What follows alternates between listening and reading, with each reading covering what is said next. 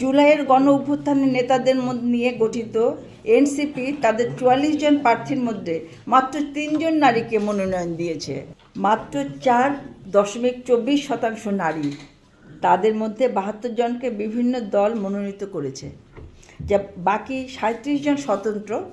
এর মধ্যে মাত্র ৩৪% নারী দলীয় রাজনৈতিক কাঠামোর বাইরে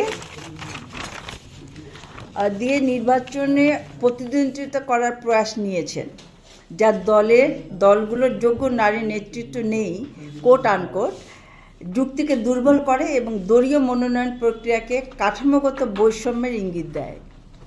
কোনো রাজনৈতিক দলই 10 জনের বেশি নারী মনোনয়ন দেয়নি, যা অন্তর্ভুক্তির তথাকথিত উদ্যোগ কতটা সীমিত ও প্রতীকী তা স্পষ্টভাবে তুলে ধরেছে।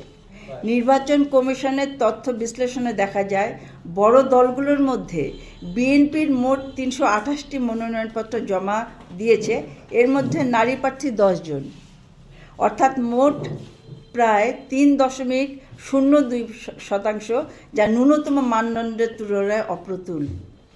জামাত ইসলামের পক্ষ থেকে একজন নারী প্রার্থী ছাড়াই ২৭৬টি মনোনয়ন জমা পড়েছে। দলটির নেতারা তাদের দলের নানান কমিটিতে 40% নারীর অংশগ্রহণের কথা বারবার উল্লেখ করেছেন, কিন্তু দলীয় নেতৃত্ব বা নির্বাচনের অঙ্গনে নারীদের স্থান দেওয়ার পক্ষে তাদের কোনো উদ্যোগ বা সদিচ্ছা দৃশ্যমান হয়নি। এরপর আছে ইসলামী আন্দোলনের বাংলাদেশ। তাদের 276টি মনোনয়নের কোনো নারী প্রার্থী নেই। 268টি মনোনয়নে কোনো নারী প্রার্থী নেই। যে 21টি দল নারী প্রার্থী মনোনয়ন দিয়েছে, সেখানেও সংখ্যা খুব বেশি নয়। জাতীয় পার্টি জিএম কাদের যেটা আছে, এ সদ্য নিবন্ধিত বাসদ মার্ক্সবাদী দুটি দলই 9 জন নারীকে মনোনয়ন দিয়েছে।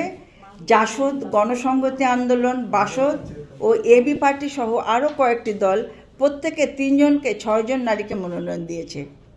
উল্লেখিত দলগুলো থেকে মোট প্রায় 35 থেকে 40 জন নারীরা মনোনয়ন পেয়েছে, যা মোট মনোনয়ন প্রাপ্ত নারীদের মধ্যে 32%।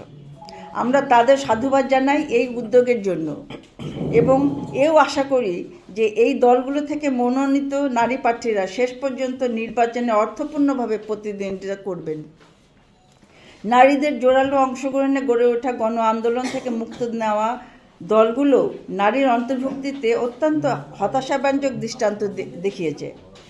জুলাইয়ের গণ অভ্যুত্থানের নেতাদের নিয়ে গঠিত এনসিপি তাদের 44 জন প্রার্থীর মধ্যে মাত্র 3 জন নারীকে মনোনয়ন দিয়েছে। গুড লাক পেনের সফট অয়েল বেসড ইঙ্ক দেয় নিখুঁত লেখার আত্মবিশ্বাস। Good luck pen, make your lakh.